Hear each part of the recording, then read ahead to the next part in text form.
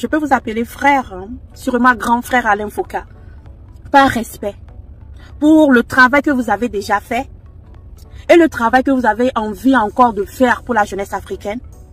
Ne qualifiez pas le régime togolais d'un régime exemplaire, d'un régime panafricaniste. Chers abonnés, l'heure est grave. L'ancienne présidente du Parlement des enfants et des jeunes togolais a remis en question les déclarations du grand journaliste panafricain Alain Foka. Elle estime que Alain Foka est un peu allé trop loin en considérant le régime togolais comme un régime panafricain. Nous savons tous que la situation politique au Togo actuellement est au cœur de beaucoup de critiques. Avant de vous laisser suivre cette vidéo qui expose les réalités du régime togolais, j'aimerais d'abord vous inviter à vous abonner et à cliquer sur la cloche de notification pour ne pas rater mes prochaines vidéos. Le journaliste camerounais Alain Foka, français camerounais Alain Foka, qui déclare que le régime togolais est un régime panafricaniste.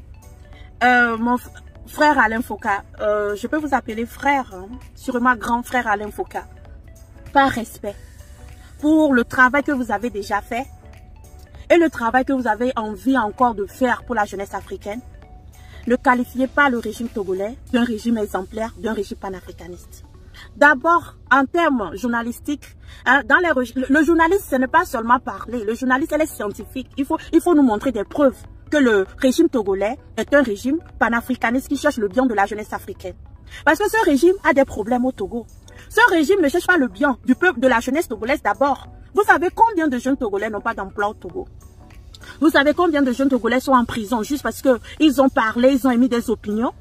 Vous savez combien de jeunes togolais cherchent à quitter le pays? Moi, je suis de la jeunesse togolaise. Je suis de la crème de la crème. J'ai été président du Parlement des enfants, président du Parlement des jeunes. J'ai représenté le Togo. J'ai parlé au nom de la jeunesse togolaise. Vous savez combien sont partis comme moi? Ils sont pleins et ils veulent toujours partir. Parce que quand ils quittent l'université là-bas, il n'y a rien. Il n'y a pas d'ouverture.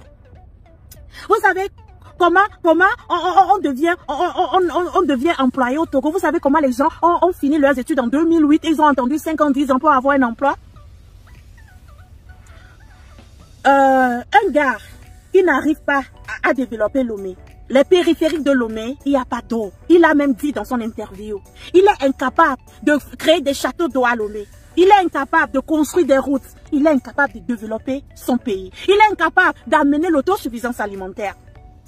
Paix à son âme, Thomas Sankara, l'un des pères du panafricanisme, la première des choses qu'il a fait, en 4 ans, il a ramené l'autosuffisance au Burkina, qui avait une population assez grande, qui est un territoire plus large que Lomé, que le Togo.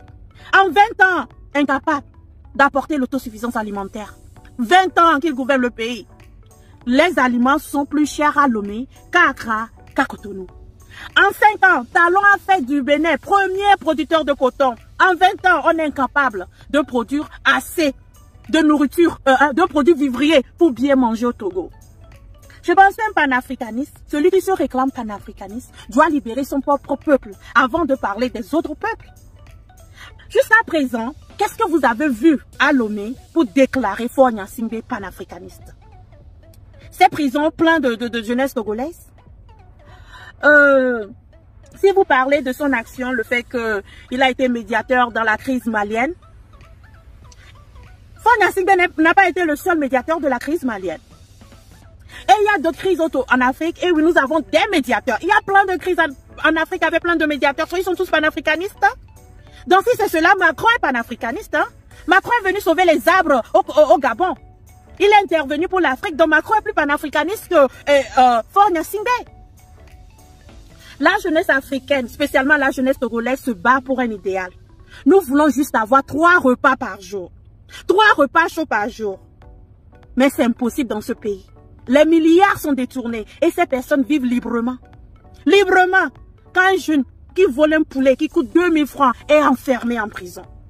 Les inégalités sociales sont criades au Togo. Cet homme qui qui a appauvri son peuple, qui affame son peuple pour rester au pouvoir pendant 20 ans, n'a rien d'un panafricaniste. C'est honteux. C'est honteux cette déclaration. Vous faites mal à la jeunesse togolaise. Vous faites mal à toute la jeunesse africaine. Ce monsieur, il n'y a pas si longtemps, est parti en France rencontrer Macron Qu'est-ce qu'ils ont dit? Rien pour le peuple togolais. C'est quelqu'un qui a copié le comportement banditisme de la France et qui l'utilise en Afrique contre son propre peuple. Quand on se bat pour se libérer de la France, on devait se battre pour se libérer d'abord des gens comme Faure Gnassingbé avant de se battre pour se libérer de la France. Les méthodes que la France a utilisées pour asservir le peuple africain, c'est les mêmes méthodes que Faure Gnassingbé utilise contre son propre peuple. Et c'est lui le panafricaniste. Monsieur Alain Foka, c'est Faure Gnassingbé le panafricaniste? Ou vous voulez dire Faure Gnassingbé, le préfet de la France, l'élève de la France, même le meilleur élève de la France? Ou c'est une vidéo fantaisiste? Parce qu'aujourd'hui, à l'ère de TikTok, tout le monde dit tout, tout le monde parle de tout. Est-ce que c'est une vidéo fantaisiste? Est-ce que c'est de la rhétorique? Les jeunes aujourd'hui ont un mot pour ça. Quand tu veux dire quelque chose, mais tu préfères dire le contraire. Est-ce que c'est ça? Parce que vous vous êtes dit, bon, comme je ne peux pas dire que Faure Gnassingbé est un sanguinaire, quelqu'un qui tue son peuple, quelqu'un qui a appauvri son peuple, un élève de la France, quelqu'un qui a copié les mesures esclavagistes, les mesures dont la violence que la France a utilisée pour asservir le peuple africain. Faure Gnassingbé a copié cette violence et l'utilise de jour en jour sur son peuple. Comme je ne peux pas dire ça, je vais mentir aux gens. Je vais détourner l'attention. Mais c'est aux gens de comprendre. Parce que c'est ce que je vois. À 7 h du matin, votre vidéo m'a empêché de dormir. Parce que vous étiez un héros pour moi. Quelqu'un qui m'a inspiré au début de ma lutte panafricaniste. Mais Faure Gnassingbé n'est pas un panafricaniste. Faure Gnassingbé n'est pas un panafricaniste, je le répète. Le combat pour la libération du Togo, ne le sabotez pas. Avant, nos ancêtres disaient la liberté dans la pauvreté. C'était Sékou Touré. Et Kwame Nkrumah aussi. Olympio, eux tous disaient la liberté dans la pauvreté. Aujourd'hui, l'élite africaine, c'est l'esclavage dans la richesse. Et quelle richesse? Je vais vous donner un exemple. Vous allez faire cette vidéo. Je ne sais pas si vous serez payé pour ça. On vous donne une voiture. Les routes de Lomé ne sont pas goudronnées. Combien d'années cette voiture va durer? Après quelques mois, les voitures commencent pas à avoir les problèmes. Vous allez toujours dépenser l'argent qu'ils vous ont donné à réparer la voiture. Ils vous donnent une maison à Lomé. Quand il pleut, il y a de l'inondation. Vous allez encore dépenser de l'argent pour faire des travaux sur cette maison qui vous a été offerte. Ce ne sont pas des cadeaux, c'est des dettes qui sont partis octroyer. C'est de l'argent qui sont partis prêter pour développer le pays. Qu'ils prêtent pour faire ce genre de choses. Donc le cadeau que vous avez pris d'abord ne va pas durer. Et aussi l'argent qu'ils ont pris peut-être pour vous donner, cette maison, cette voiture, c'est le sang du peuple togolais. Après, qu'est-ce qui va se passer? Ils vont augmenter les taxes.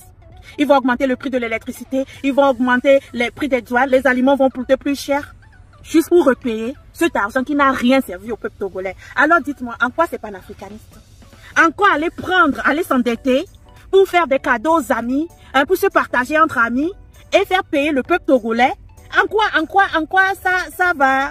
ça apporte quelque chose au panafricanisme? En quoi? C'est plutôt ça. Le panafricanisme lutte contre ça. Vous l'avez bien dit au début de votre vidéo, le panafricanisme lutte contre le fait que les présidents africains se font endetter extrêmement. Nous avons combattu Macky Sall dans ce pays sur les réseaux sociaux pour le fait qu'il aime faire des prêts. Maintenant, vous défendez un régime togolais qui vit dans les prêts et qui fait payer le peuple pour ça. Ou vous voulez que je vous envoie les vidéos où Faure Gnassingbé confesse qu'il a tellement emprunté qu'il ne peut pas faire le développement social au Togo. Vous voulez qu'on vous amène au nord du Togo où les populations n'ont pas d'eau à boire.